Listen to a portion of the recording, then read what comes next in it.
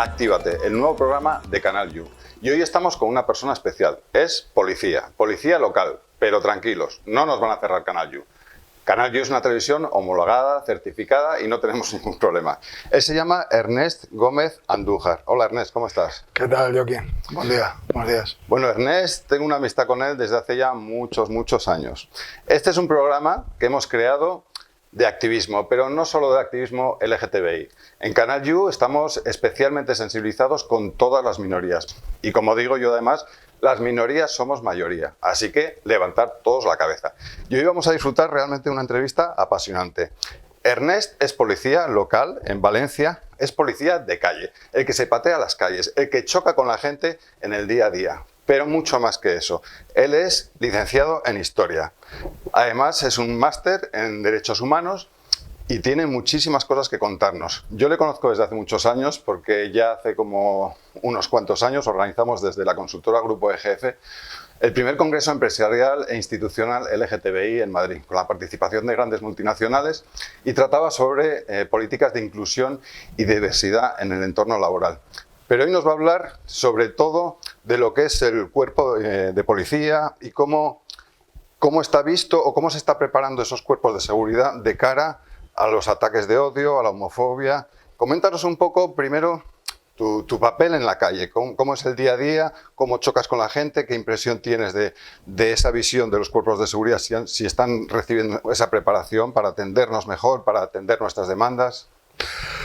Bueno, bien, ciertamente lo que supone el día a día, ¿no? Y el trabajarlo en la calle, en el barrio, supone encontrarte un montón de casuísticas y de dar respuesta a ellas, en tanto en cuanto, bueno, tienes que garantizar la convivencia y tienes que tratar de que sea efectiva, ¿no? Para eso, desde luego, los compañeros precisan de una formación específica y, sobre todo, una formación muy sensible, muy sensitiva, ¿no? Es decir, saber que delante podemos encontrarnos a veces con cuestiones que tienen que ver, bueno, más allá con las cuestiones punitivas, con la propia dinámica del incidente discriminatorio, de todo lo que supone una u otra manera de reprimir libertades, de vulnerar derechos fundamentales, muy importante, y esto se ha de hacer desde lo sensitivo y se ha de hacer sobre todo de manera con unos conocimientos muy determinados, en tanto en cuanto las discriminaciones pueden ser múltiples, por ser mujer, por ser o no ser madre. Todavía estamos en estos tiempos viendo la obligación de serlo, cuando efectivamente bueno, cada una su capacidad de elección tiene que ser efectiva como tal, y a partir de ahí también puede ser de un origen u otro, de una nacionalidad de otra, el hecho de que padezca bueno, forma parte también de lo que supone las minorías de la diversidad funcional. Se pueden dar todo un conjunto de formas de vida, ¿no? En definitiva, porque estamos haciendo de ello delante, tenemos a personas con su forma de vida, tal y como son, cómo se expresan, cómo se identifican, cómo se orientan, y esto hay que gestionarlo con una especial manera garantista de eso, ¿no? De garantizar los derechos de las personas, de los seres humanos, de las seres humanas. Bueno, la entrevista va a empezar fuerte. Yo tengo confianza con Ernest para preguntarte todo. Entonces, yo voy a contar una anécdota porque mi marido, que también es directivo de Canal You, es afrodescendiente. Conocéis a Suquier Vallejo, que es el presentador de Versátil Magazine, y hoy está también en un problema judicial o policial, porque sí que es verdad, Ernest, que nos para la policía local, Guardia Civil y Policía Nacional constantemente, pues por nuestra apariencia, simplemente por la apariencia física. Pues somos dos hombres grandes y mi marido es afrodescendiente. Sobre todo eso nos marca muchísimo, ¿no? Y hubo un caso muy concreto que nos dejó perplejos, ¿no? Que fue un maltrato, pero absoluto, verbal, no físico, pero nos dijeron que no nos podíamos quejar porque ni nos habían pegado, ni nos habían insultado, ni nos habían esposado. O sea, yo aluciné. Pero a Rafa, pues le miraron el teléfono a ver si era robado y todo. Cuando vieron que no teníamos antecedentes y que todo era correcto, no nos pidieron disculpas. Hubo dos grupos que se separaron, unos seguían maltratándonos y otros nos comentaron: vosotros que sois amigos. Y yo le dije, no, es mi marido, somos pareja. Y ahí hubo un cambio de reacción radical, pero radical.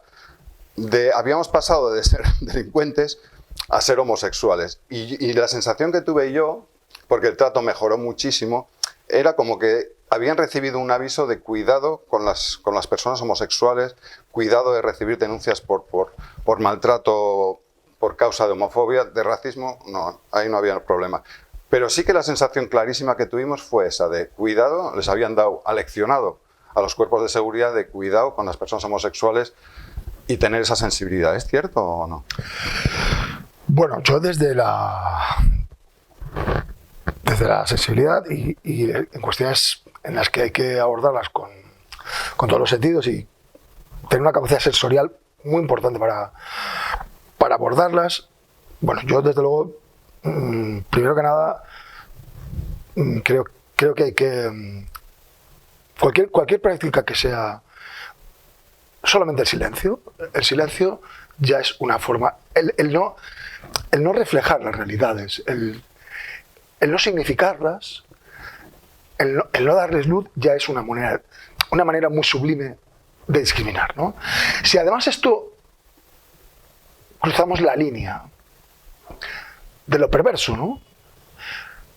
Yo tengo que considerar, que sabéis que la conciencia es lo contrario a la discriminación, que quienes estén por la labor de la convivencia efectiva, quienes aborden estas cuestiones de hoy día, ¿no? De cómo trabajar y cómo mejorarla en cualquier entorno, también, obviamente, en lo que estás hablando, ¿no? En la gestión policial de la diversidad, en la gestión multicultural de la diversidad y en la gestión garantista de la diversidad. Esta es la que me hace, porque la ley 286 de Fuerza de Seguridad habla de garantizar derechos a los ciudadanos. Y esa es una función, una competencia que tenemos: seguridad privada, Guardia Civil, Policía Local, Policía Nacional, bueno, y por ejemplo las Fuerzas Armadas, los marineros, los guardas forestales, etcétera, etcétera, ¿no? Incluso la Protección Civil. A todos nos compete. Y por lo tanto, yo lo que tengo que decir es que aquella actuación, desde luego, no fue acorde a derecho, no lo fue, tal y como la estás expresando y la estás detallando, y sé además de tu manera de precisar cómo los hechos pudieron ser, pero tal y como la estás relatando, no fue acorde a derecho. Mira, cualquier tipo de mirada discriminatoria, la mirada es muy importante.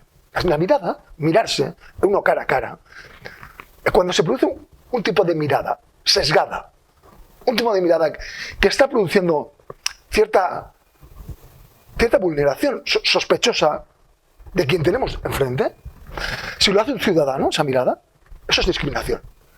Y si lo hace un funcionario público en la administración, se llama arbitrariedad, vulneración de derechos, y diría más, incluso tiene que ser consciente de que lo que está haciendo tiene consecuencias absolutamente, desde el punto de vista punitivo, muy graves. Y esto es importante. Es que es más, el policía que fue más agresivo conmigo ni siquiera se quitó el casco. Eran 3 motoristas con 4 coches patrullas y fue denigrante. El trato fue humillante, yo no pude trabajar ya en todo ese día y tuve el gran error, que desde aquí animo a que siempre denunciéis, tuve el gran error de no denunciar porque nos sentimos tan mal que realmente no lo hicimos y fue un grave error. Quiero decir que Ernest es dinamizador LGTBI. Es de esas personas, aparte de su pasión por su trabajo incansable, que nos ayuda a todos nosotros, a todos y cada uno de nosotros, de verdad. Él trabaja sobre todo en lo que es la comunidad valenciana, pero por toda España. ¿Y qué es lo que hace? Hace congresos, hace sobre todo ponencias y sobre todo en ese entorno en el que él se mueve, que es de los cuerpos y fuerzas de seguridad. Y es un aspecto muy, muy importante, muy delicado. Y explícanos un poco eso, en qué consisten, porque es lo que decía yo al final. Sí que estos cuerpos de seguridad necesitan esa sensibilidad y esa preparación. Y tú precisamente es la labor a la que te dedicas. Coméntanos un poco cómo empezaste en ello, que imagino que no fue fácil, porque es un sector un poco cerrado. ¿Cuál fue la aceptación y cómo has llegado hasta este momento que realmente no paras en tu trabajo? Retomando un poco el final de tu intervención, ¿no? y la crítica que estamos haciendo constructiva, yo creo que es muy importante, después de las ideas, ¿no? y de mejorar. Yo creo que los compañeros tienen la voluntad clara, los compañeros de base, de policía en general, por lo que conozco, tienen todos una voluntad muy seria de mejorar sus actuaciones en la calle. Estoy seguro que el tema del casco, no sé si sea puntual o no, pero estoy convencido que el compañero, los compañeros de base, los que tenemos ahora, y las compañeras, por cierto, que las compañeras tienen muchas dificultades, muchísimas dificultades, pero los compañeros en cuerpos que son especialmente conservadores. Mira, yo tengo una máxima, que me la he oído decir mucho por ahí, trabajar en el mundo del progreso con recursos, esto yo no digo que los tiempos sean fáciles, pero cuando estamos trabajando en el mundo del regreso, del receso, los conservadores, ¿no? Los mundos que están todo por hacer y sin a veces ni siquiera recursos temporales, ya no los materiales. Esto es complicado. Y los compañeros en la calle tienen una falta de recursos importantísima, no de material, sino de formación, de recursos a la hora de confeccionar las diligencias, de la actuación en sí delante del ciudadano y la ciudadana. Nos podemos encontrar con que ellos también tienen sus días, ¿no? Tienen sus días como todos los tenemos y que nos podemos encontrar. Esto no significa justificar absolutamente a nadie. Significa que efectivamente quienes tienen responsabilidad son los que nos dirigen en las instituciones. Ellos son los que más responsabilidad tienen. Y los compañeros tienen en la calle que responder ante las demandas de los ciudadanos, pero con esa mejora de las herramientas en una formación cualificada, seria, rigurosa y, por cierto, en valores y en derechos humanos. Esto es básico. En derechos humanos y, sobre todo, en lo que supone hacer efectivo lo que reconoce la propia administración. Y es que se tiene que facilitar la readaptación de los profesionales día a día. Por lo tanto, descargar la responsabilidad siempre sobre los mismos, sobre los de base, esto no es justo. Y lo voy a decir. Si tenemos todos en la mente cuando en nuestras familias, con los menores, los sobrinos, siempre es bueno que haya un chiquillo para echarle la culpa, ¿no? Siempre es bueno que esté la policía para echarle la culpa de todo. Pero que la culpa es una cuestión profesional. Pero desde el punto de vista de la responsabilidad, mira, sencillamente, los guardias de base no tenemos la responsabilidad de todo. Tenemos la responsabilidad que tenemos en el momento en que la tenemos y la asumimos. Y no es que duda que por lugar de cuando tenga que pedir perdón públicamente lo haré. Pero desde luego los compañeros no tienen hoy día los recursos necesarios, porque la administración todavía está, por ejemplo, el Instituto de Seguridad Pública de Valencia por crear una asignatura específica LGTBI en materia de protección ciudadana. Todavía se lo hemos reclamado, hay un compromiso que se va a crear muy pronto, lo tengo además recientemente así hablado. En el Congreso, donde estuvimos en el Consejo de Cultura, precisamente ya hubo un compromiso del secretario autonómico de José María Ángel, por lo tanto estamos en ello. Lo que también es verdad es que nuestra forma de trabajar es muy rigurosa y muy seria y queremos evidentemente abordarlo de una forma como tal, ¿no? De una manera pública, absolutamente un concurso público y que ello suponga también unas garantías para la propia dinámica de la formación en el día a día. Por lo que me preguntabas de cómo iniciamos esta historia, ¿no? Quería dejar claro porque la intervención, repito, se podía haber mejorado, no, debía de haberse mejorado y tenemos los mecanismos. Y estoy seguro que los compañeros están por la labor, porque lo conozco a los compañeros de base y las jerarquías tendrás que preguntarles a ellas, porque yo soy un municipalillo de pie, por lo tanto, en ese sentido creo que he dado respuesta. Bueno, yo desde hace mucho tiempo, desde que hice precisamente en Gandía, cuando empecé a ser funcionario en una bolsa de trabajo, trabajé en un barrio multicultural ya en el centro de la ciudad y ya me di cuenta que la convivencia era difícil en una ciudad que era pues, muy parecida al barrio en el que estamos, ¿no? Donde el intercambio cultural que se está produciendo es necesario, enriquece, y yo vi que tenía que avanzar estas cuestiones, ¿no? Y ya con el tema de historia, bueno, hice unas prácticas de investigación en la Fundación Salvador Seguí. Ahí observé el tema de cómo durante la época más triste de nuestro país, ¿no? Esta reciente que todavía está por resolverse, ahora se acaba de aprobar el tema de la ley de memoria, vi que había que hacer evolucionar a la sociedad, pero sobre todo vi que por mi parte, ¿no? Como miembro de la Fuerza de Seguridad ya entonces, podía hacer algo más. Y en la Fundación Salvador Seguí de Cataluña, que tiene sede en Paterna, empecé a estudiar expedientes de depuración de maestras, ¿no? Y a partir de ahí observé que esto ocurría también en otros estamentos de la sociedad. La depuración de los funcionarios por sus ideologías o por su querer vivir en libertad, ¿no? En definitiva, vivir en libertad como cada uno quisiera ser, ¿no? En ese caso era una maestra, lo recuerdo perfectamente, que fue depurada, y a partir de ahí me puse en marcha con el tema de la memoria y con el tema del origen de lo que supone el discurso discriminatorio, ¿no? El discurso rabioso discriminatorio. Y observé que había muchos casos muy graves dentro de la administración, dentro de la policía. Tenemos un caso muy particular en Figueras, en Cataluña, un compañero reciente de la contemporáneo. Se tuvo que dejar la profesión de policía, de guardia urbano de Figueras, porque en su ayuntamiento, lo tengo documentado en la prensa local catalana, era poco decoroso tener un perfil en una red social, en Grindr. Y lo tengo documentado. Y la presión que recibió fue tal que se tuvo que dejar la profesión. Ni siquiera se dedica a nada vinculado a lo que es la policía, ¿no? Como tal, la Guardia Urbana. Pero hay más casos. Una compañera también en el mismo ayuntamiento, ¿eh? Que era lesbiana y se tuvo que ir a Mossos d'Esquadra. Es lo mismo. Lesbofobia. Por cierto, cuando hablamos de lesbofobia es lo más suave. Pero existe la lesbo-odio. El homo-odio. Porque la diversofobia, eso es lo más suave, lo que podemos padecer cuando estamos en la calle como ciudadanos o como miembros de cualquier estamento institucional. Yo ciertamente casos como estos me producen todavía en estos tiempos un verdadero agonía. En 1995 la Generalitat Valenciana, en sus test, 1995, no está tanto, preguntaban sus test por la orientación. ¿Qué orientación tenía uno? ¿Qué orientación sexual? Cuando la Constitución española y los estatutos de autonomía, bueno, está claro, el artículo 14, además habla incluso de que no se puede producir ninguna discriminación por cualquier razón social. Social es muy amplia, porque incluso la ideológica es social.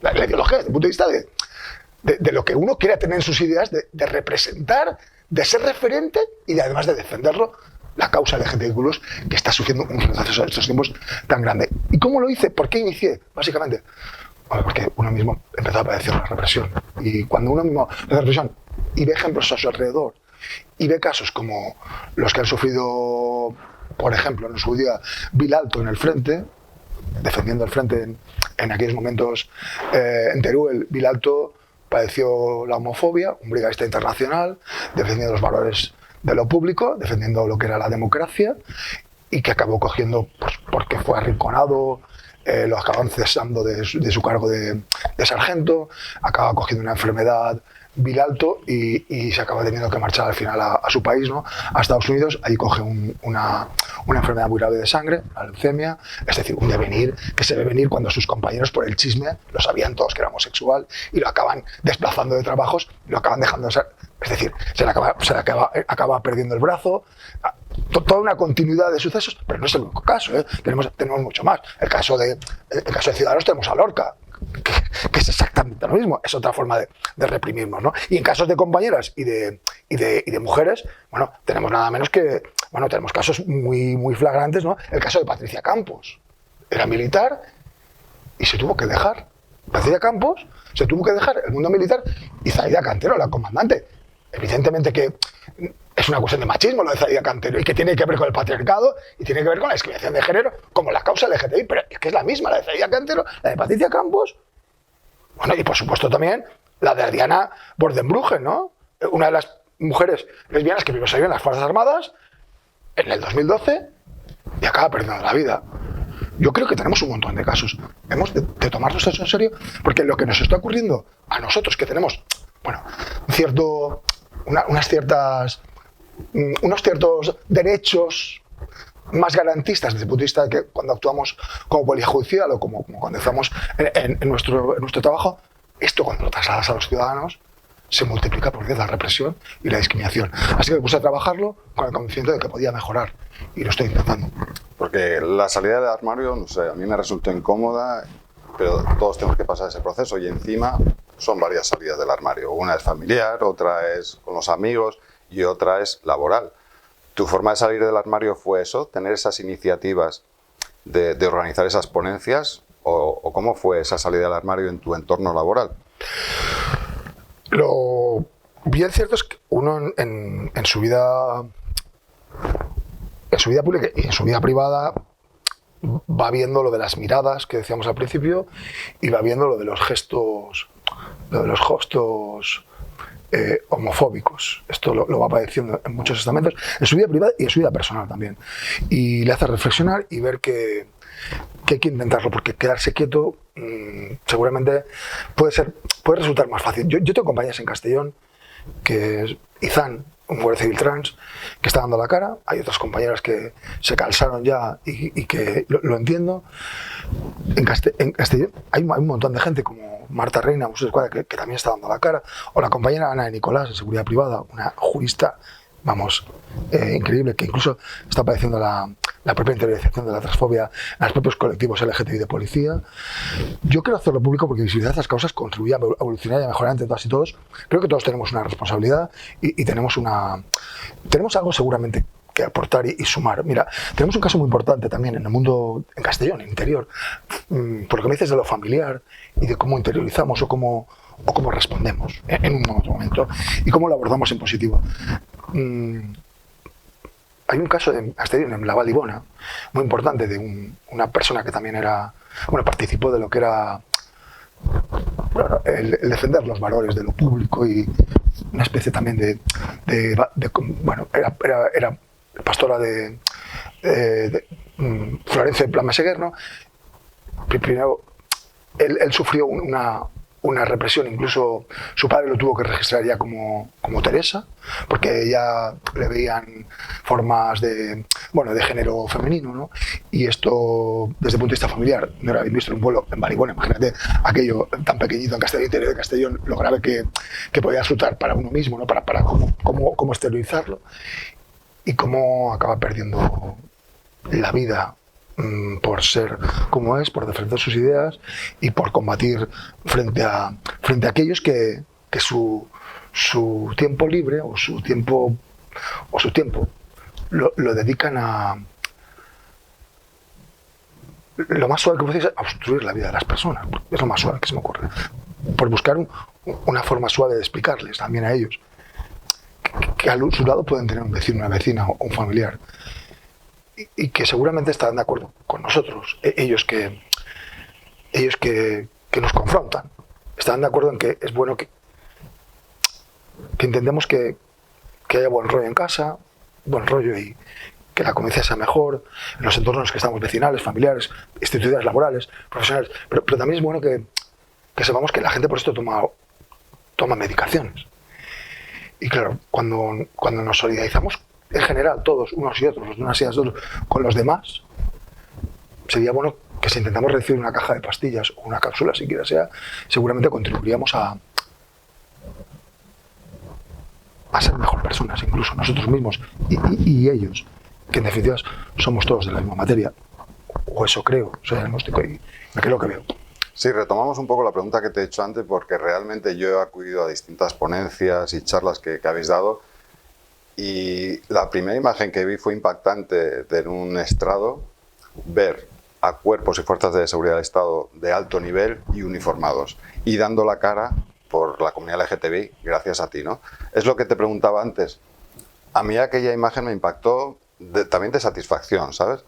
Pero ¿cómo llegaste hasta ahí? O sea, ¿cómo lograste convencer y cómo fue su reacción? Porque eran altos cargos, era gente importante, era gente que decide y que afecta a nuestras vidas, ¿no? ¿Cómo llegaste a lograr ese paso? Bueno, primero que nada, lo que venimos abordando y cómo lo venimos haciendo, cuando hablas de gracias a mí, yo tengo que aclarar, ¿no? Gracias a un esfuerzo colectivo que estamos haciendo de participación y a un trabajo en comunidad, un trabajo transversal y un trabajo multidisciplinar, pero lo más importante es sí, ¿no? Estamos desde hace mucho tiempo. En el 2012, el colectivo histórico de la ciudad, Landa, que viene trabajando esto, sacó un manifiesto firmado por todos los grupos políticos del Ayuntamiento de Valencia, entonces, en el que decía que había que defender los derechos y libertades en los entornos laborales y profesionales. Aquel manifiesto a mí me llamó mucho la atención porque estaban todos los grupos políticos, ¿no? Y desde que a la vuelta, al año siguiente, se nos impidió, diciendo con precisión, con documento público, poder realizar charlas LGTB en un espacio público, como en la Universidad de Valencia, con uniforme. Hecho que todavía sucede en estos tiempos. Hemos llevado un recorrido, unos saltos, unas idas y venidas. En este momento, hoy estoy visibilizando de esta manera, con esta camisa, porque me parece muy importante visibilizar. Me parece muy importante evolucionar, pero sobre todo los espejos de la sociedad. Lo que dicen los jefes de policía, los espejos de la sociedad, ser referente, la policía es un espejo de la sociedad. Por lo tanto, que en estos tiempos todavía, para qué entonces y ahora, hemos pasado un tránsito de que cuando volvimos al gobierno del progreso, no necesitamos ni siquiera pedir autorización. Luego cambiamos a unas concejalas que nos dijeron que, concejalas precisamente, qué grato que fueran concejalas, siempre la visión feminista es muy importante, dijeron que solamente se sienten con comunicar de uniforme, dar un comunicado, de uniforme para hacer una charla era suficiente. Comunicarlo. Hace unos años hemos vuelto atrás. Ahora tenemos que pedir expresa autorización otra vez. Esto tiene una explicación. Para dar charlas de pirotecnia, de seguridad vial, en los colegios, de violencia de género, que vete tú a saber cómo entenderán algunos la violencia de género, porque la violencia de género es la que se está produciendo estos días contra los colectivos, ¿no? Contra nosotros, los LGTBI. Para eso no hace falta una autorización expresa. Para ir a una boda no hace falta. Para ir a cualquier otro evento no hace falta ninguna. Para venir a muchas de las charlas que hemos celebrado los jefes no han necesitado una autorización expresa. Pero yo, en concreto, necesito una autorización expresa para hacer una charla. Por lo tanto, si estamos donde estábamos en el 2012, es evidente que hay un retroceso, porque es un sinsentido que para dar otro tipo de materias no se precise una autorización expresa, y si para el LGTBI, más allá de lo de las marchas del orgullo, las manifestaciones, que ahí sí que entramos en otro detalle y luego sí que les explicamos, ¿no? Porque ahí sí que efectivamente las fuerzas de seguridad no se pueden manifestar como tal. Pero sí que es verdad que una asociación de jefes de policía local de toda España emitió un comunicado que aquellos referentes con recorrido demostrado, en calidad de representación, no de seguridad, se hacía conveniente que fueran a las marchas del orgullo, a las cabeceras, para visibilizar y ser espejos de la sociedad. En Barcelona autorizaron, en Sevilla también, en Madrid y en Valencia, que tenemos un proyecto internacional que nos reconoció como, bueno, la OSCE, la Organización para la Seguridad y la Cooperación Europa. Formamos a 30 policías acreditados. Precisamente por aquella vulneración que se produjo en 2013, la OSCE eligió la ciudad de Valencia porque dijo, mira, ustedes son ciudadanos, le vulneran derechos, pero un funcionario no. Y elige la OSCE, nos constituimos en ciudad referente, somos la única policía formada, acreditada en cuestiones de derecho antidiscriminatorio y diversidad, bueno, lo que se llama delitos de odio, ¿no? Pero siendo tan internacionales y siendo la única policía, porque la Guardia Civil no lo tiene, la Nacional, los Mossos tampoco, somos la única policía de España, resulta que no podemos ir tampoco a las marchas, y lo que es más importante, ni siquiera podemos acudir a una puerta de una institución pública o de un palacio de congresos donde daban una charla LGTBI y en nuestra hora de descanso se nos dijo que con uniforme no procede, en mi hora de descanso, con un uniforme, visibilizar una causa, entregar una camiseta solidaria. Yo creo que sencillamente aquí hay algo que se me escapa. Y lo bien cierto es que decir una cosa y hacer la misma es coherencia. Y lo otro es una falta de respeto a la legalidad, a los derechos humanos, a las libertades públicas y sobre todo a la consideración de que si hacemos lo que decimos, nos convertimos en creíbles. Dicho lo cual, los jefes, es verdad que cuando vienen en general acuden con el uniforme y es una forma de visibilizar. Esto ocurre en otras materias en el IVASPE, cuando se dan clases de inmigración, cuando se dan clases de cuestiones de documentación de vehículos para mejorar en lo que supone las gestiones y las actuaciones de la calle. Ellos acuden con uniforme. Y en la causa LGTBI esperemos que pronto tengamos la dicha. Hay gente muy progresista en la policía, hay gente que lo está intentando, que nos viene respaldando. Por supuesto, el Ayuntamiento de Gandía, este viernes tenemos una charla muy importante, va a estar allí, como lo han hecho tantos y tantos otros jefes, desde luego incluso en la propia Ciudad de Valencia, algún jefe ha respaldado, aunque solo sea asistiendo a nuestras charlas, en el Consejo de Valencia Cultura y en el Centro de Investigaciones de la Universidad de Valencia, cuando trabajamos estas cuestiones de manera diversa, de manera solidaria, pero sobre todo de manera que lo hacemos con muchas ganas y lo hacemos lo mejor que sabemos. Si eso es cualificación, lo tendrán que valorar más. Hoy por hoy sí, hoy por hoy creemos que habernos convertido en lo que somos es gracias al trabajo colectivo del que también vosotros habéis participado, como sabes, Joaquín, ¿no? Sí, ya que has mencionado Gandía, desde aquí quiero dar las gracias al Ayuntamiento de Gandía porque sí que a mí me llamaron, yo soy abogado, y me llamaron para dar unas charlas de inclusión y diversidad en el entorno laboral. Entonces a mí me llama la atención que nos han llamado de diversas instituciones, pero siempre son pequeñitas. ¿Por qué? ¿Por qué no se hace a un nivel mucho más global, ¿no? ¿Por qué siempre son ciudades o ayuntamientos pequeños? Yo sé que trabajas tú muchísimo en toda esta zona de Levante, en Castellón. ¿Por qué no se ha dado todavía ese gran salto a grandes ciudades y a nivel global? ¿Por qué? ¿Te refieres en el sentido de...? Sí, de de hacer públicamente esas charlas sobre inclusión, sobre diversidad, sobre todo en el entorno laboral, que es el que más conozco yo, en el que estoy quizá más sensibilizado, o no más sensibilizado, pero quizá desconozco más el tema del activismo y desde luego mucho menos el tema de los cuerpos y fuerzas de seguridad. Pero sí que siempre veo que nos llaman a pequeños ayuntamientos, entonces me extraña. Bueno, es curioso, en esto coincidimos, que aquel que menos tiene, menos recursos tiene, más ganas le pone. Esto lo hemos comprobado nosotros en los ayuntamientos pequeñitos donde hemos llegado, e incluso en los institutos o en estamentos que a veces ni siquiera disponen de material, ni de folios ni de agua, ¿no? Es verdad, da mejor respuesta. Supongo que esto tendrá que ver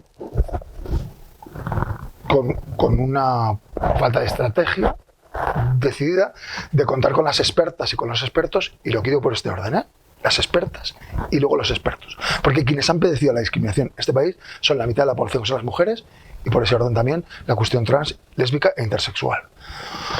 Por lo tanto, el caso de que estábamos buscando, ¿no? Valdibona era intersexual, precisamente, y por eso su padre le cambia de nombre a Teresa, ¿no? Porque ya padecía esto, ¿no? Ellas son las que más están padeciendo esto, y los ayuntamientos pequeñitos y las asociaciones también que tienen un carácter institucional y que reciben recursos públicos. Las asociaciones reciben recursos públicos, grandes, importantes cantidades de dinero, y tienen serias contradicciones en tanto a cómo plasman, ¿no? Pues vete tú a saber, pero yo creo que tiene que ver por una falta de...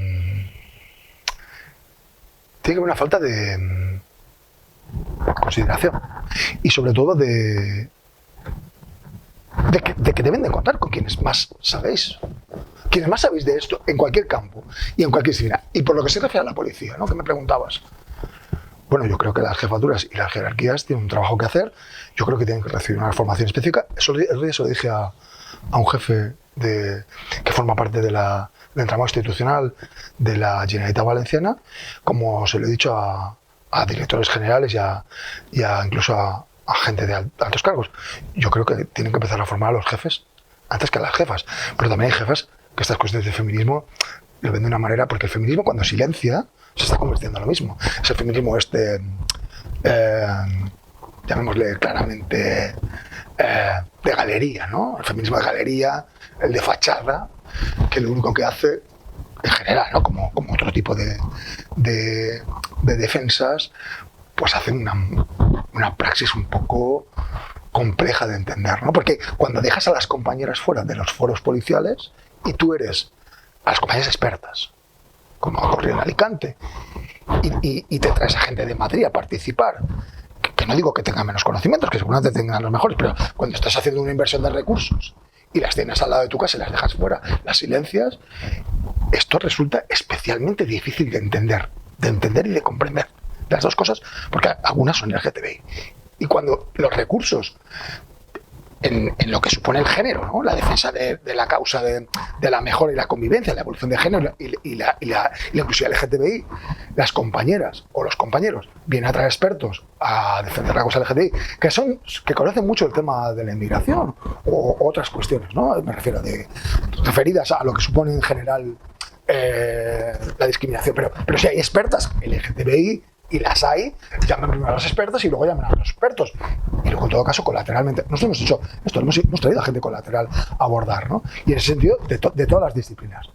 En lo que es estrictamente laboral, profesional y sindical, todos han participado, todos los sindicatos, todas las asociaciones profesionales y todos aquellos que han querido estar, porque esto también tiene que haber voluntad de querer estar, o si quiere, me refiero en lo que supone el diseño estratégico del contenido y del programa, pero más allá de esto, de asistir quien quiera a sus espacios públicos. Por lo tanto, si lo quieren hacer, tienen en ocasión. Vamos a tener en octubre unas jornadas también de memoria democrática LGTBI, que tiene que ver con el origen, como sabéis, a finales de octubre aquí en la ciudad de Valencia. Vamos a hacer también un recorrido en Benidorm, en el mes coincidiendo con la calidad de orgullo, y estamos trabajando. Tenemos una cría orgullosa diversa en la Rosaleda el sábado. Estamos abordándolo desde muchos estamentos.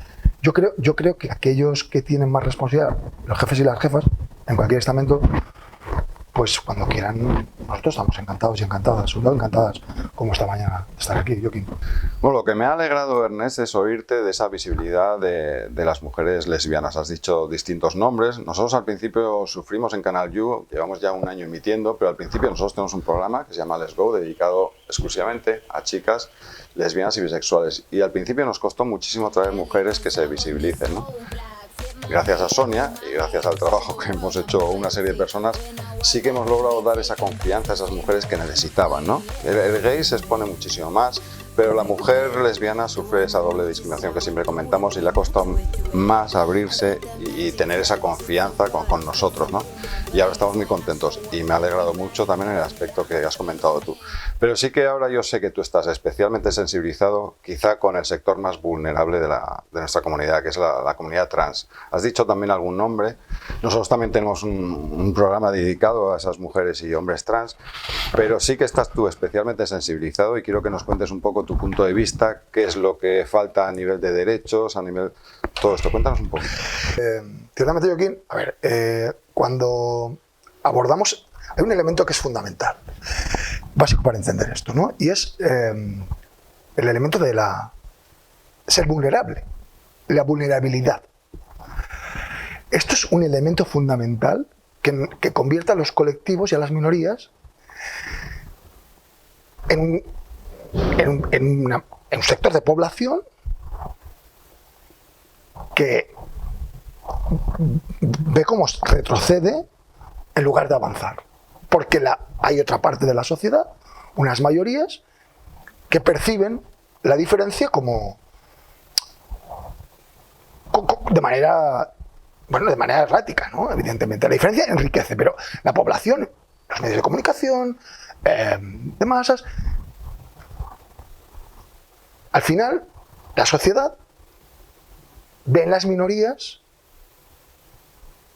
como una cierta... las ve con debilidad y con vulnerabilidad. Ese es el elemento básico. Claro, esto, al final, ese elemento de la vulnerabilidad viene a ser que se reproduce de muchas maneras, ¿no? La profesora Rosario Vicente, en Castilla-La Mancha, de Derecho Penal, el discurso del odio, análisis del artículo 510, ella habla de que los tratados de Naciones Unidas, la libertad de expresión, debaten sobre el concepto hostilidad. Y cuando cualquier profesor te desaconseja entrar en la Wikipedia, tú buscas hostilidad y está muy claro. Lo que es hostilidad, lo que es que te ultrajen, lo que es vilipendiar y lo que es discriminar y lo que es ser hostil en cualquiera de sus maneras, ¿no? La violencia física o psíquica ejercida de múltiples formas. Esto cuando lo llevas a quienes son todavía más vulnerables porque sus condiciones de vida han sido mucho más difíciles, ¿no? Es más fácil el desarrollo, lo que dice constitucionalmente el artículo 10 de la Constitución, ¿no? El del libre desarrollo de la personalidad, cuando han tenido dificultades para desarrollar su personalidad de una manera más equitativa, es decir, como las mayorías. Esto tiene unos resultados. Los resultados son los que vemos. Que las personas trans se les reconoce mucho menos sus derechos y sus derechos y sobre todo incluso su propia condición de vida. La condición de vida, de vivir. En especial el trans y también los intersexuales, ¿no? Y sobre todo las mujeres trans. También los hombres trans, pero las mujeres especialmente, porque hay una visión, un prejuicio. Ese es el prejuicio. La motivación es el prejuicio. Hay un prejuicio en la sociedad que uno puede ser hombre, pero no puede evolucionar a hacerse mujer.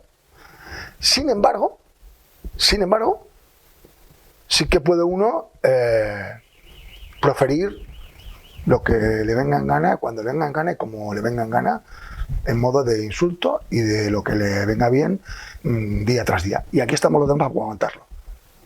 También los hombres trans, que no digo que lo tengan más fácil, digo que eran chicas y ahora son chicos, Pero como la sociedad está tan masculinizada, ser chico y futbolista es, vamos, ni te cuento. Y si encima eres de un equipo de primera, porque como seas como yo, la granota del Llevant, pues ya entonces te dicen, no, es que claro, fíjate, del barrio de Reols, ¿no? No, yo de Benimaclet, de idea, que yo nací de Placer Próximo, pero si yo quiero ser granota, ¿no? Si yo quiero ser blaugrana y del Ibáñez de Albacete, y además quiero ser chico, pero ¿por qué tengo que parecer lo que vosotros queráis, vistan los zapatos que yo quiera vestirlos, ¿no? O sea, está bien visto el chico hetero, el blanco, eso es un clasismo tremendo. O sea, que ellas que son las que de alguna forma más padecen, lo tienen más difícil que ellos. Pero los chicos trans siguen teniendo lo difícil, ¿no? Que se le digan, sino, por ejemplo, al compañero... y además, bueno, tiene una capacidad artística tremenda, ¿no? A Aaron Baviera, entonces era Anaís, pero bueno, tiene un trabajo que solo hay que escucharlo, entonces en las redes y escuchar el trabajo que tiene.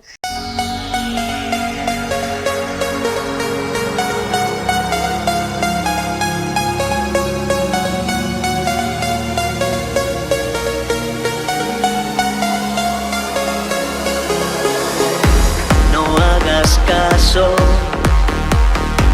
de lo que opinen los demás, acéptate tal como eres, con tu personalidad, mantente firme,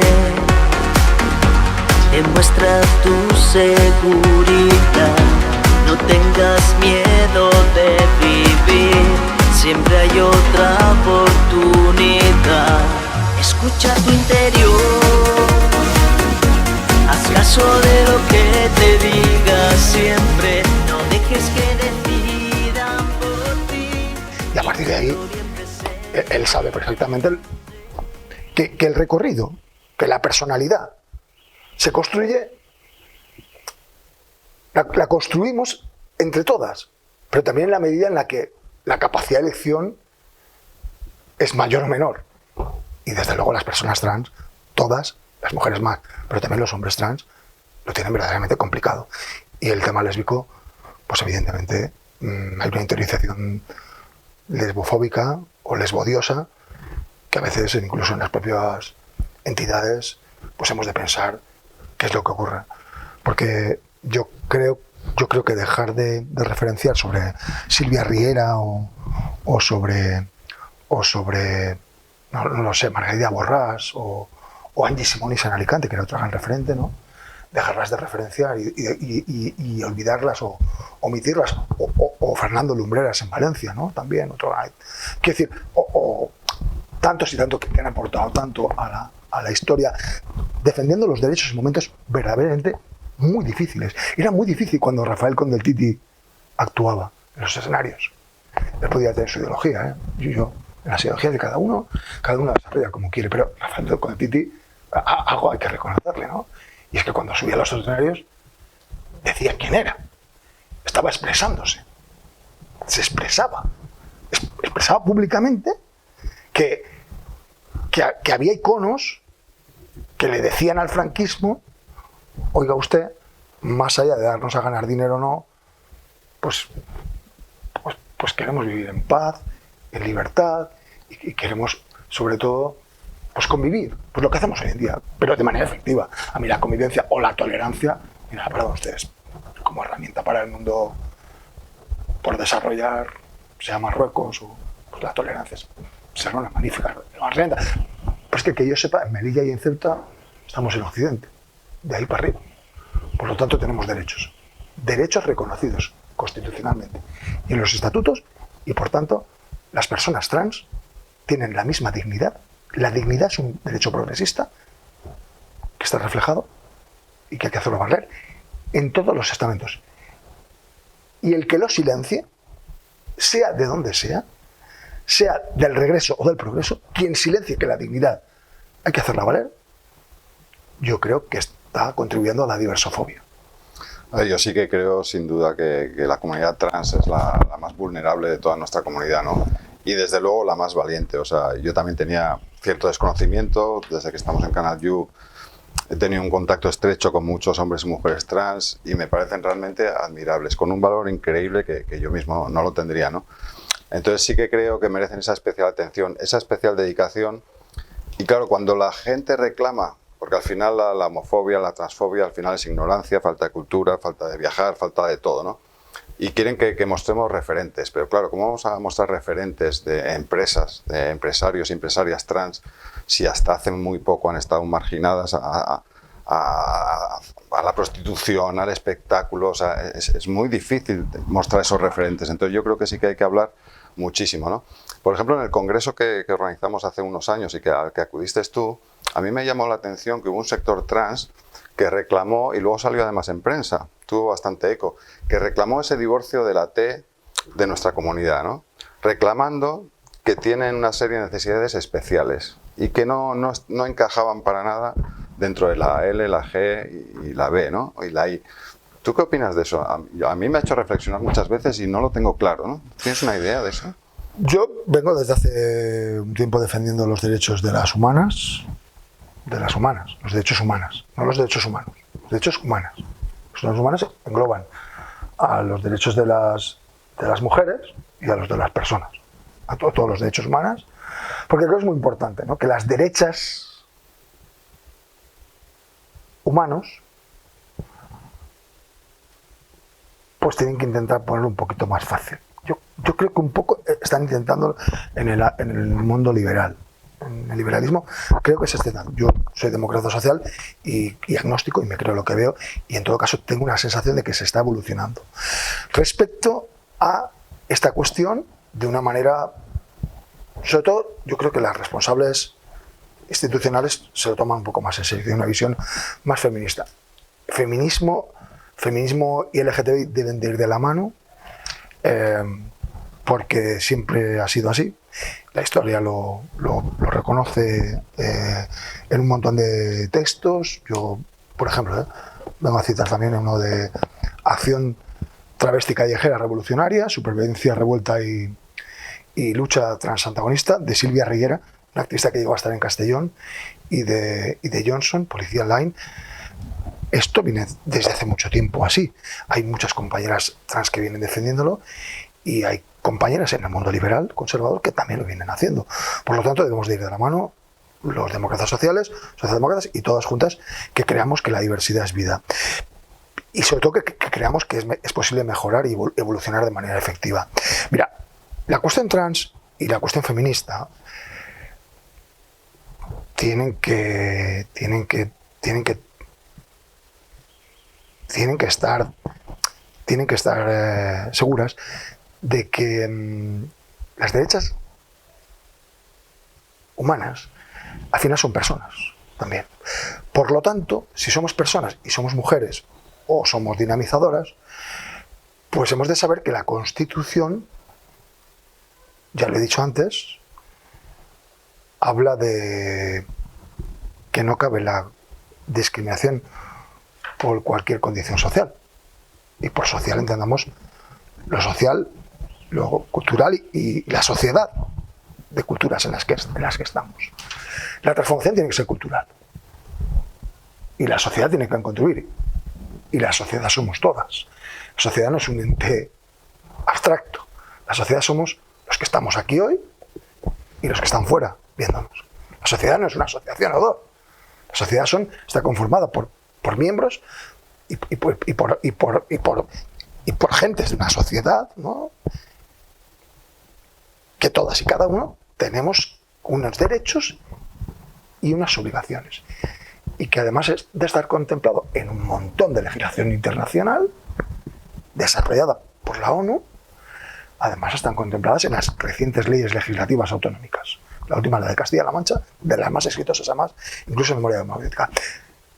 Y más allá de estar todos los días a los puntos y las comas que son necesarias, ¿no? Porque las leyes dan derechos y hay que comprenderlos de manera rigurosa, yo creo que tenemos que estar a hacer lo que decimos y sobre todo a plasmarlo en nuestras realidades, en nuestros entornos. Las legislaciones, y termino, legislativas están, pero el descenso se tiene que producir en la sociedad, el descenso social, en el día a día, en nuestro entorno. Y eso supone, uno, que las costumbres tenemos que cambiarlas, que los derechos hay que garantizarlos y que quienes les cueste creer que estamos en una sociedad o en un Estado social y democrático de derecho, si les cuesta creer, yo les invito a que se lean la Constitución, por ejemplo, el Estatuto de Autonomía, el de la Comunidad o cualquier otra, y les invito también a que se lean, por ejemplo, no sé, se me ocurre ahora mismo, por ejemplo, diría textos como los que leemos todos los días en la prensa local, ¿no? Hay un montón de referentes, pero, por ejemplo, lo que decía Joan Fuster, ¿no? Desde su visión. Objetar no sols contra la guerra, sinó contra certes formes de pau. Objetar no solo contra la guerra, sino contra ciertas formas de pau. Esto quiere decir que el que tenemos delante tiene los mismos derechos y las mismas libertades. O al menos debemos de hacer lo posible para que los tenga. Y termino. Si hay leyes legislativas sancionadoras que ya están desarrolladas, en tanto en cuando se puede sancionar por insultar, pónganse en marcha. Porque si el Observatorio Pionero de Cataluña contra la homofobia dice que se desarrolla una buena ley, pero las estadísticas dicen que hay poquitas actas levantadas, poquitas denuncias por este tema, lo digo porque siendo lo menos lesivos, ¿no? No vamos a ir a lo punitivo penal, y dado que no tenemos recursos, que estamos en una época de regresión económica, pero tenemos unas leyes desarrolladas, bueno, levantemos 3 actas cuando hay 3 testigos que dicen que se le ha insultado. Se le dice con una denuncia, como una de tráfico, que eso no puede ocurrir. Repito, un acta con 3 insultos, con 3 testigos que recojan los insultos. Por cierto, que es garantista el procedimiento porque puede recurrirlo, el multado. Puede recurrir y puede ganarla. Pero la segunda vez se lo va a pensar. Porque los 500 euritos, si los consigue que el recurso lo gana, pues mira, ya eso que ha ganado, pero se lo va a pensar. Y si no, tenemos recursos económicos para invertirlos en educación. Sí, en presupuestos. Claro, tenemos recursos económicos para invertir esos 500 euros. Porque lo que no podemos aguantar es que nos digan, lo he dicho antes, Joaquín, si yo quiero llevar los zapatos marrones, blancos, rojos, azules, verdes, amarillos, morados, violetas, pero, por cierto, sucios o no, no hay ninguna legislación internacional que diga que ser pobre es un delito. Ninguna. Por lo tanto, una persona trans, que tiene mucho menos recursos y tiene muchas más limitaciones, no le tienen por qué explicar qué zapatos tiene que vestir o no, o qué atuendo o vestimenta tiene que llevar, para reconocerle lo que es una persona, un ser humano. Nos estás hablando de textos a recomendar y yo el texto que no me voy a perder es uno tuyo, que es el de tu tesis doctoral o tu tesis de máster, que es un tema que a mí me interesa muchísimo. Ernest está haciendo una tesis sobre la represión franquista y en concreto sobre los cuerpos y fuerzas de seguridad y esa represión en el tema LGTBI. Yo tengo 55 años y yo viví la época franquista realmente de refilón. Cuando en el 75 yo tenía 7, 8 años. Sí que queremos traer a Canal You a una o varias personas que lo hayan vivido de lleno, ¿no? Ya gente madura que muchas veces igual a día de hoy la gente joven no reconoce a las personas LGTBI de esa edad lo que han luchado y que gracias a ellos también estamos donde estamos, ¿no? Entonces yo creo que son entrevistas muy interesantes que traeremos a este programa, Actívate. Pero háblanos un poco, a ver, muy resumidamente de esa tesis que estás haciendo, que desde luego me la tienes que pasar. No sé si la harás pública. Bueno, estamos trabajando en ello, estamos investigando en las cuestiones que tienen que ver con los orígenes de la represión y de lo que se padeció en su tiempo y hasta nuestros días, ¿no? Lo bien cierto es que llega hasta nuestros días, porque la verdad es que el posfranquismo, que es la etapa después del franquismo, lo que estamos viendo en estos días, a medida que vemos que a algunos les cuesta evolucionar, sobre todo a algunos, pero también a algunas, pues hay que estudiarlo, hay que investigarlo, porque de la experiencia y de la historia y de las vivencias, la microhistoria de géneros se saca como la profesora Freire, ¿no? Que decía la Fundación Salvador Seguí, ¿no? De las maestras y de maestros se aprende mucho, pero sobre todo de toda la trayectoria que se ha llevado. Y cómo hemos llegado hasta aquí con la ley de vagos y maleantes, la ley de peligrosidad social y toda la legislación que se ha venido retrocediendo y la que tenemos ahora presente. Yo tilde un término que salió en la prensa publicado, Rita-Kafkianismo, de Rita y de Kafkianismo, ¿no? Todos sabemos lo que es el kafkianismo, y es que a veces resulta un poco complejo entender algunas cuestiones como que las instituciones públicas se resisten a hablar los archivos. Esto en un congreso que tuvimos de archivos en la Facultad de Historia ya se dijo, Alcalá de Henares lo ha abierto, y la Consellería también, de la Generalitat Valenciana de Educación, pero hay otras instituciones públicas que se han negado a abrirlos. Esto lo contará en algún momento, supongo, la Asociación de Expresos Sociales, que es muy importante, de represaliados franquistas, que tiene un montón de referentes trans, de compañeras, y de ahí, ¿no? De esas fuentes, es muy importante que las instituciones permitan a los historiadores y a los investigadores, a los documentalistas, el trabajarlo. Pero hay instituciones de progreso que se han negado recientemente, ¿no? Y esto me parece muy grave, porque ser de progreso tiene que ser demócrata. Ser demócrata es ser que nadie se quede fuera, ¿no? Como decíamos el otro día con el colectivo Iris en Elda, ¿no? Claro, sí tenemos dificultades para investigar y para abordar, pues esto a la hora de mejorar en el día a día y de profesionalizarnos, tenemos una falta de recursos como tal.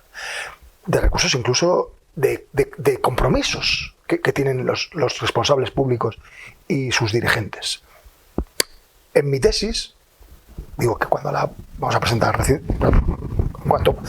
yo creo que la voy a tener enseguida acabada, vamos a plantear temas, obviamente, como la 26, la Brigada 26 de Valencia, pues trabajaba, ¿no? Por cierto, con los mismos recursos de falta de formación que hoy tenemos, los compañeros de la Brigada 26, pero bueno, hemos de poder estudiarlo y además, sobre todo, contribuir de manera pacífica a restaurar y a restablecer derechos, porque yo creo que todos sabemos que el guerracivilismo fue una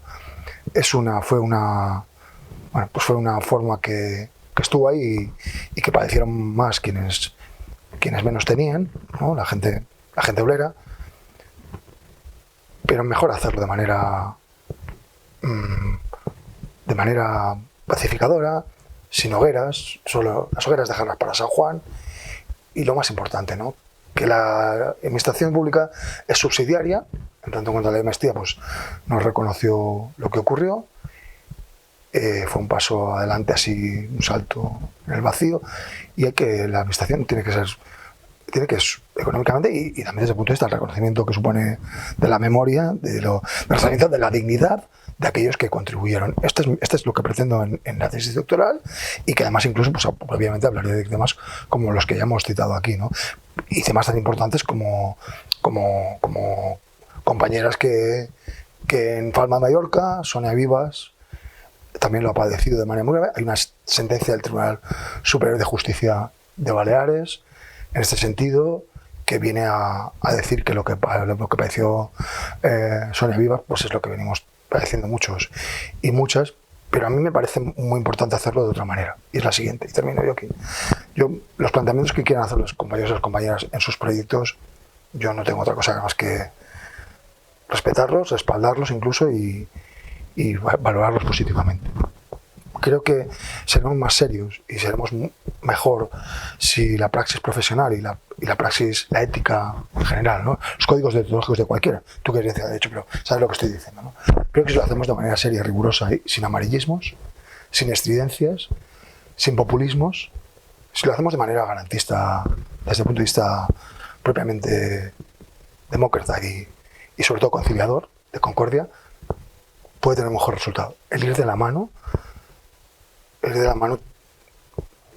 tiene que ser sensorial, sensitivo, y tenemos que percibir que hay voluntad de cambio y de evolución, todas y todos, y aquellos que más medios tienen que impulsarlo.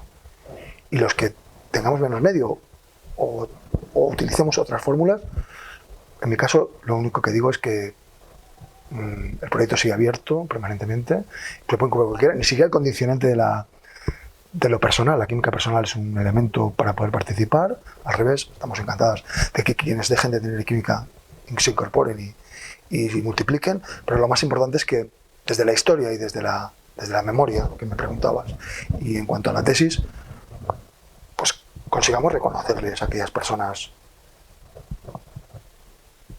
que se lo curraron. Desde luego. Se lo curraron mucho.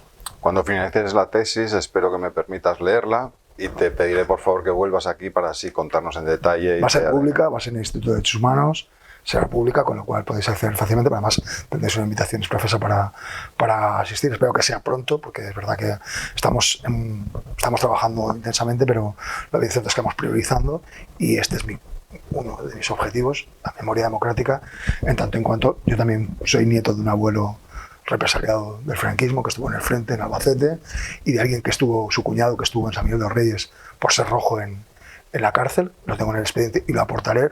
Lo mismo que le ocurrió a Vilalto y lo que creo que a mí mismo me pueda estar ocurriendo.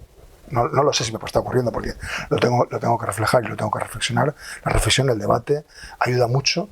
Soy rojo y sí, claro que soy rojo, esto es evidente. La sangre la tengo roja y probablemente incluso hoy esté trasladando un mensaje tan colorido y tan de intentar sonrojar a aquellos y aquellas, sonrojarlos un poquito para que reflexionen y multipliquemos entre todas y nos sumamos a quienes quieren hacer un poquito más y mejor. Os invitaremos pronto, vamos a tratar de hacerlo lo antes posible, si la autoridad y el tiempo lo permiten.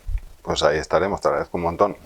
Y ahora ya para ir terminando vamos a pasar de la historia reciente a la más pura actualidad. Sí que has dicho en un momento que estamos retrocediendo en ciertos derechos LGTBI, pero lo que es ya más evidente es que han incrementado los delitos de odio en la calle.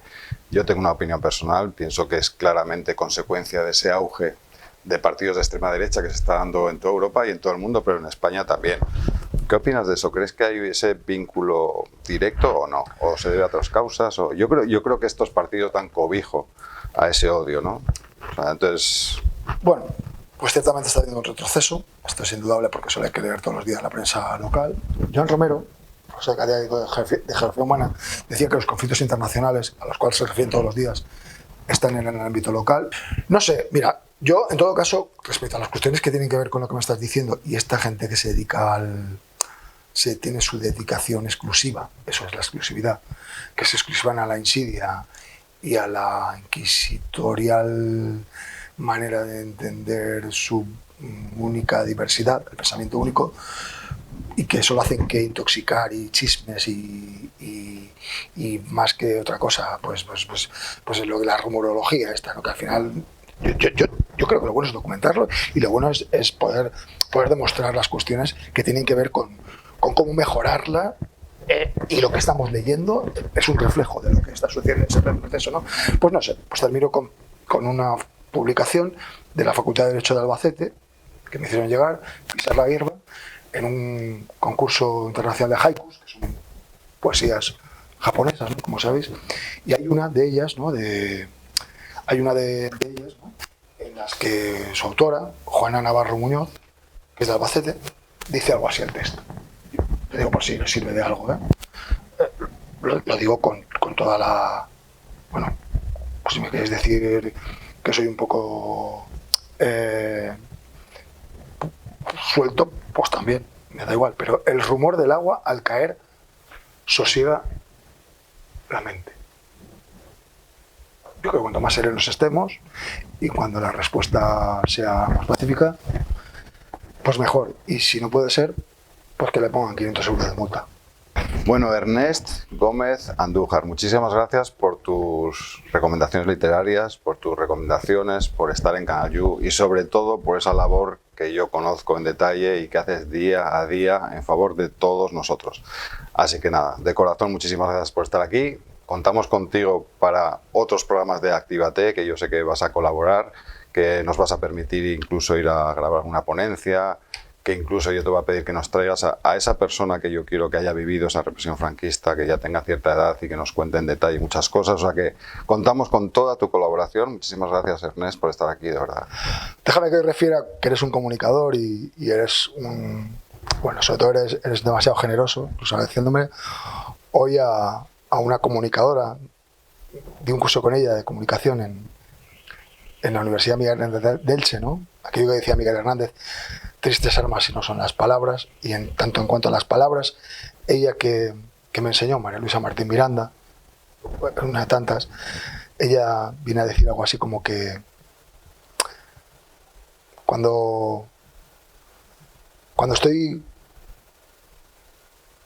respetando mis palabras, estoy a la vez considerando las tuyas. Por lo tanto, yo creo que es un esfuerzo y lo hemos hecho que va a hacer que la visibilidad sea esa fórmula de plural dignidad y lo más importante, ¿no? Mi madre tenía un dicho en Castilla, el haz bien y no mires a quién. Mi madre decía algo así, pero con otras palabras. Haz bien y no sepas a quién. Tú hazlo. Sin saber a quién, hazlo. Yo creo que hoy lo hemos hecho bien y seguramente, aunque sabiendo para con quién lo estamos haciendo, seguramente estamos llegando a quien tiene esas dificultades de acceso a la información y por tanto creo que estamos haciéndole el bien sin saber incluso a quién. Yo creo que sí, seguro que sí. ¿Se ha entendido? Sí, perfectamente. Gracias. Pues hasta aquí el programa Actívate y ya de paso actívate. Tú, sí, actívate, porque para luchar por nuestros derechos no hace falta pertenecer a ninguna entidad, a ningún organismo. Ese activismo lo podemos hacer nosotros mismos, cada uno de nosotros. De hecho, la mayoría, sin darnos cuenta, lo hacemos, visibilizándonos. Pero acuérdate, actívate, puedes hacer mucho por todos nosotros, aunque sea en tu pequeño entorno. Te esperamos muy pronto, soy Joaquín Eraña y estás en Canal You.